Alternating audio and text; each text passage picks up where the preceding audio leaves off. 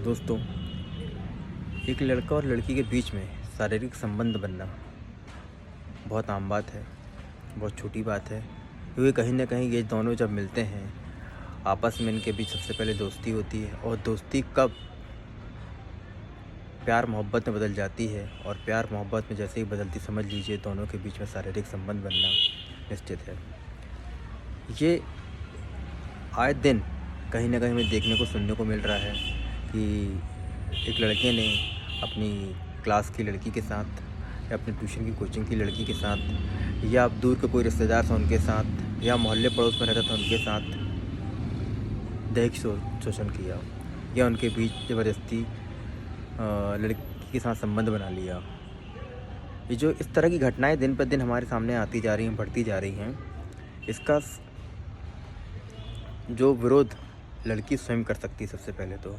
दूसरी बात, जब दोनों के बीच में किसी प्रकार का मनमुटाव हो जाता है तो लड़की क्या करती है, उस लड़के के खिलाफ वही लड़का जो उसके दूर का कोई रिश्तेदार होता है या आपसी पड़ोस का होता है या उसका क्लासमेट्स होता है या उसके जान पहचान वाला होता है, उसी के खिलाफ लड़की 376 रेप का आरोप लगा देती है।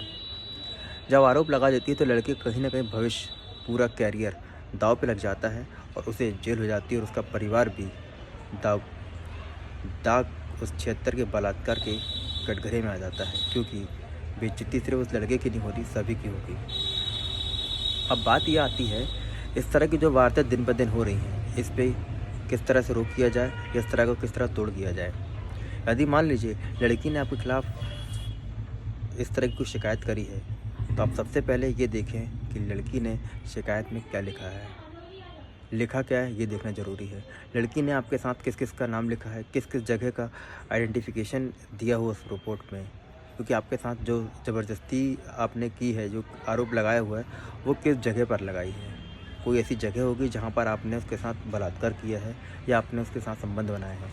अब संबंध एक दिन में तो बनेंगे नहीं, वो किस तरह से आपके साथ पिछले कितने सालों से रही है, ये देखना ज़रूरी है। तो ये सब कुछ उसने एक एफआईआर में लिखवाई होगी। हो सकता है कि वो किसी के माध्यम से आपसे मिली हो, वो माध्यम क्या था, क्या वो माध्यम सही है गलत, ये देखना आपको ज़रूरी है। जिस दिन की वो डेट लिखवाई है आपके एफआईआर में, क्या उस दिन उस वक्त आप उस स्थान पर मौजूद थे या नहीं, ये भी आपको देखने वाला पॉइंट है। मतलब कि लगभग एक ऐसे स्टेप बाय स्टेप होते हैं जो अपन एफआईआर से निकाल सकते हैं और आपके बेगुनाही का सबूत उसमें से अपन निकाल सकते हैं। ये कुछ ऐसे पॉइंट्स हो गए। अब जब पुलिस ने आप एफआईआर दर्ज करी तो क्या उसका मेडिकल टेस्ट करवाया? क्या पुलिस वालों ने उसको मेडिकल हॉस्पिटल लेकर गए? क्या पुलिस वालों ने जब बयान दर्ज किया तो उसके साथ में कौन था, उसका नाम लिखा हुआ है एफआईआर कॉपी में?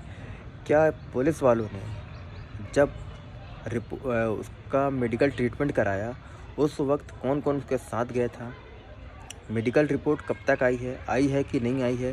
पहली बात तो मेडिकल हुआ है कि नहीं हुआ। दूसरी बात, मेडिकल हुआ है तो उसकी रिपोर्ट आई है, संलग्न एफआईआर में जो चालान पेश होगा उसमें लगा है कि नहीं लगा, ये भी देखना बहुत ज़रूरी है।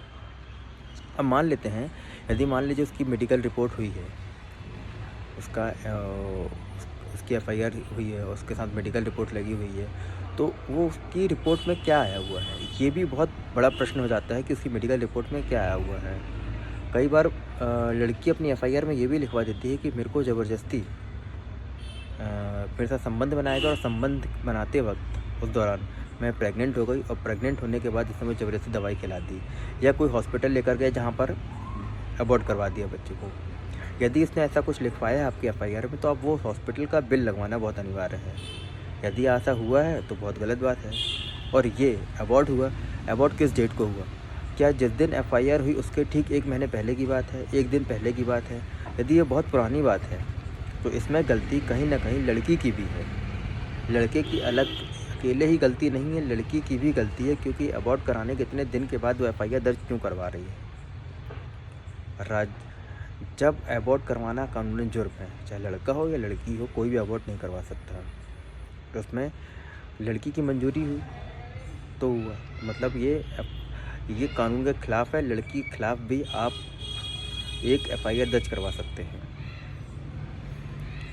अब जब चालान पेश हो गया, चालान पेश होने के बाद आपको देखना होगा कि उसमें गवाही कितने लोग की है, क्या वो उन सभी की गवाही हुई है या नहीं, उन सभी के बयान दर्ज हुए हैं कि नहीं हुए, उन सभी ने क्या क्या बयान दिए, ये सब आपको देखना उसमें बहुत ज़रूरी है। अब मान लेते हैं, अब आपका जो केस है, आपको तो जेल हो गई। अब जेल होने के बाद क्या आप अभी भी जेल में हैं? आप जेल से बाहर आ गए, आपको बेल मिली, बेल नहीं मिली, ये सब कुछ देखने वाली चीज़ें हैं। यदि आपको बेल नहीं मिल रही तो बेल के ऐसे ग्राउंड्स बनाइए जिसके ग्राउंड्स इतने स्ट्रॉन्ग होने चाहिए कि आपको बेल इमीडिएटली मिल जाए। अब बेल यदि मान लीजिए बेल आपको किन कारणों से नहीं मिल रही, ये सबसे पहले जानें आप। यदि आपकी बेल रद्द हो जाती है तो आप उसका कारण जानें कि आपकी बेल क्यों रद्द हो रही है। क्या जो एफआईआर से रिलेटेड क्वेश्चन हैं उसमें एफआईआर से रिलेटेड ही बातें आप अपनी बेल में लगाएं, ताकि ये लगे कि एफआईआर जो लिखी हुई है वो पूरी झूठी है, ताकि आपको बेल आसानी से मिल सके। ध्यान दें, क्या आपकी जो बेल एफआईआर कॉपी हुई है, माफ़ी चाहूँगा, जो आपकी एफआईआर हुई है उसमें से ही ग्राउंड्स निकालें, उसी ग्राउंड्स को आप क्या में पुट करें, अपने बेल एप्लीकेशन में। आप अपने जब बेल एप्लीकेशन है वही ग्राउंड्स पुट करेंगे तो कहीं ना कहीं आपको बेल आसानी से मिल जाएगी। उससे जैसा आपको ये लगेगा कि जो एफआईआर कॉपी हुई है, जो एफआईआर की गई है वो झूठी एफआईआर है। जब झूठी एफआईआर हुई है तो आपको बेल आसानी से मिल जाएगी और ट्रायल आपका चलता रहेगा। जब आपका ट्रायल चलता रहेगा आप उसमें अपने आप को प्रूफ कर सकें कि आप निर्दोष हैं। आप ऐसे एविडेंस ढूंढें जो आपको लगता है कि आपको निर्दोष साबित कर सकते हैं। समझ गए? और यदि आपको इन सब चीज़ों में किसी प्रकार की कोई परेशानी आती तो आप मुझसे पूछ सकते हैं। मेरा नंबर सामने आपको शो हो रहा है, आप इससे मुझे कॉल कर लीजिए, आपकी पूरी सहायता की जाएगी। और कहीं ना कहीं हो सकता है कि यदि नंबर ना लगे तो आप 2-3 बार ट्राई करें और आप मुझे टेक्स्ट मैसेज भी छोड़ सकते हैं। आप मुझे व्हाट्सएप में मैसेज ड्रॉप कर सकते हैं ताकि आपकी सहायता पूरी हो सके। धन्यवाद।